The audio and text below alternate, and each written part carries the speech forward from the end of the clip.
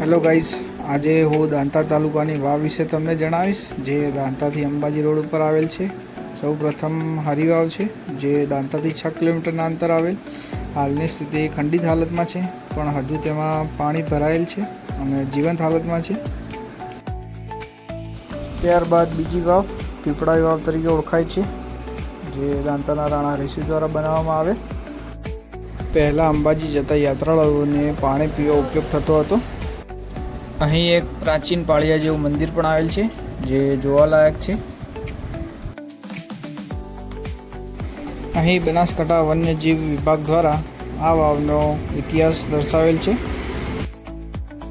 અહીં અત્યારે પણ આજુબાજુના લોકો દ્વારા આ વાવમાંથી પાણીનો ઉપયોગ ખેતી માટે અને પીવા માટે કરવામાં આવે છે. આ વાવ નંદા પ્રકારની અને એક મુખવાળી છે. ત્યાંથી આગળ ધાબાવાળી વાવ આવેલ છે, જે દાંતાથી 12 કિલોમીટરના અંતરે આવેલ છે. અમારા સાથી મિત્ર બહુ ગરમીના લીધે થાકી ગયા હતા. વાવ એ કૂવાનો જ એક પ્રકાર છે, જેમાં કૂવો પગથિયા સાથે જોડવામાં આવેલો હોય છે. વાવ શિલ્પકલાના ઉત્કૃષ્ટ નમૂના છે. અહીં વાવના બાજુમાં એક હનુમાનજીનું મંદિર પણ આવેલ છે.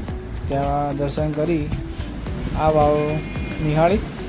ત્યાં પણ બહુ ખંડિત હાલતમાં છે આ વાવ પણ. જોઈ જાડી ઝાંખા આજુબાજુ આવેલા છે. અહીંયા એક પૌરાણિક શિલાલેખ, મતલબ કે અહીંયા એનો ઇતિહાસ દર્શાવતો એક પથ્થર છે, જે આગળ બતાવું તમને.